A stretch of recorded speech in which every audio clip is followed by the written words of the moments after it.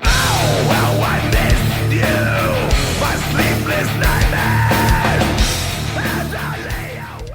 Hey everyone, welcome to Seek and Review. I got 4 albums for you. Let's get this going. First album I have here is Kryptos, Decimator. This was released on July 5th. This is a raging, like, traditional heavy metal album. The band is from India. This album has that spirit and attitude of 80s metal, mixing in like heavy metal and elements of thrash as well in their songwriting. So for myself, if you mix in Judas Priest and Destruction together, I think that this is what you get. So mixing in Judas Priest and Destruction to a blender, I think this is what you get. Heavy metal thrash. I'm giving this album a 7.5 out of 10. I think it's a fun album, a good album. Tracks that my favorite tracks on this album are "Turn Up the Heat," which sounds like a Judas Priest song. Decimator and Pathfinder have a little bit more thrash attitude into it. Check them out. They're from India. This is Kryptos, and the album's called Decimator. Check it out. Next time I have here is Skelethal, within Corrosive Continuum. This was released on July 12th on Hell's Headbangers Records. Yeah, this is a death metal band from France. It's sick, old school death metal from France. I already said that again. From France. France didn't make the European Cup finals, but oh well. They formed in 2012. This is their 3rd full-length album. This is my first time checking this band out.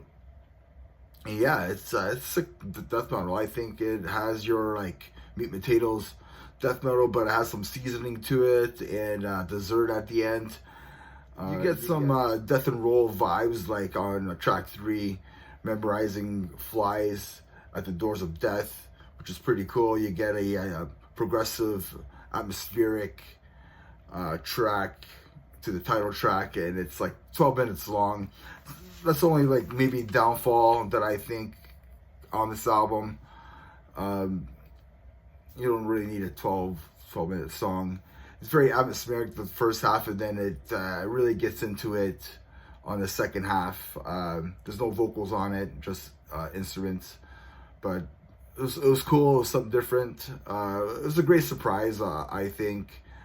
And you also get killer guitar leads and solos on it. This album, I'm giving it an 8.5 out of 10. I really like this album.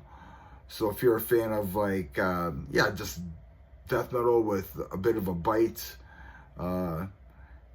this album's for you. So it's old school death metal with some touches of progressive and some touches of death and roll, like Entombed style. So check that out. So this album surprised me. This is Unearth, Based in the Blood of Our Demons. This is an EP, a surprising EP from metalcore's like probably greatest band. Like I think these guys are the top notch when it comes to metalcore from back in the day. I still listen to them. I still love them. This was released on July 12th as well. I didn't know if I don't know if these 2 songs that didn't make their last album, like the first 2 songs on this EP, I don't know if they just didn't make the cut on the last album, The Wretched, The Ruinous. But either way, some new music by these guys is pretty killer. These 2 songs, one is called Sea of the Lost and Warriors' Souls. Both songs are heavy and they're full of breakdowns in them. For sure, get your head banging.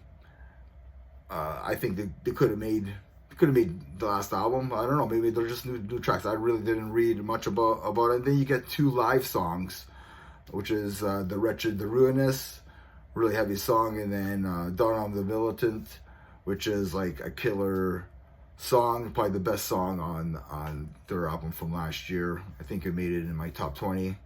It did make it in my top 20. yeah, I'm gonna see, but it's short. I'm giving it a 7 out of 10. I enjoyed it. Get 2 new songs and then 2 live songs, which is pretty cool. Unearth is showing that they're not gone, that they still have it.